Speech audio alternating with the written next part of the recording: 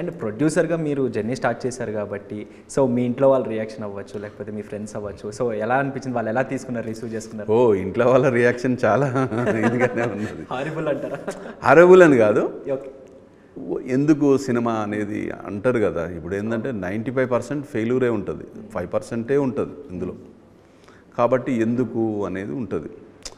ఎందుకు అనేది అంటే ఏదో నాకు ఫ్యాషన్ ఉంది కాబట్టి చేస్తాను అన్న, కానీ అది ఉందిలే ఇంట్లో వాళ్ళు, ఫ్రెండ్స్ కూడా.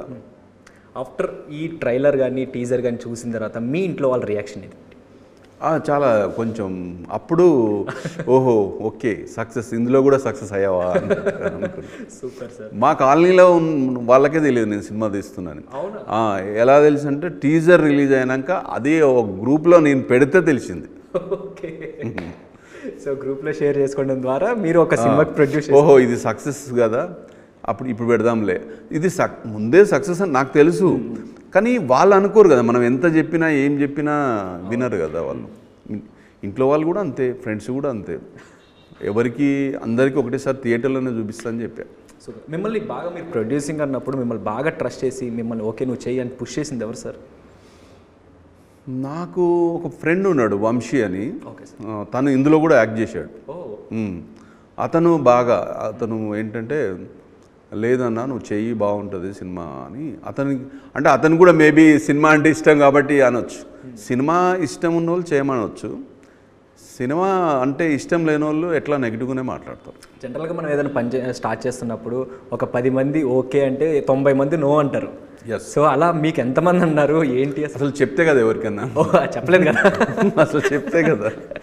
Okay sir. అండ్ ఇటువంటి మూవీస్కి మెయిన్ థింగ్ ఏంటంటే ఆర్ఆర్. సో ఆర్ఆర్ అంటే మనకి తెలుసు అజనీస్ లోక్నాథ్ గారు, ఆయన బ్యాక్గ్రౌండ్ స్కోర్ మనం కాంతారా ఇవన్నీ చూసాం. సో ఈసారి ఎలా ఉండబోతోంది? ఇది బీజిఎం చాలా బాగుంటుందండి. ఈ సినిమాలో బీజిఎం ఏంటంటే ఒక గూస్ బూమ్స్ వస్తాయి, ఒక స్టోరీలో ఒక సాంగ్స్ ఉంటాయి. ఆ సాంగ్స్ ఎలా అంటే మనం ఒక ఊరంతా పడే స్ట్రగుల్, ఒక మనిషికి ఒక గూస్ బూమ్స్ వచ్చేసే సిచ్యువేషన్లు ఒక 5-6 ఉంటాయి. ఏదో ఒక సినిమాలో 1-2 ఉంటాయి, 1-2 కాదు, ఇందులో ఒక 5-6 సిచ్యువేషన్లు ఉంటాయి. అండ్ మీరు షూటింగ్ జరిగే టైంలో సెట్స్ దగ్గరికి వెళ్ళారా సార్? అయ్యో వెళ్ళడమేంది, 80% రోజు డ్యూటీ వెళ్ళేది. Super sir. మీరు ఎప్పుడైనా ఏదైనా ఒక సీన్ జరుగుతున్నప్పుడు కానీ ఎప్పుడైనా మీకు గూస్ బంప్స్ లాగా అనిపించిందా? బాగా ఒక డైలాగ్ చెప్పేది, తమన్నా డైలాగ్స్ చెప్పేటప్పుడు ఇవి ఆమెకు తెలుగు అంతా రాకున్నా కూడా తెలుగులో డైలాగులు చెప్పడము అవన్నీ చాలా బాగున్నాయి.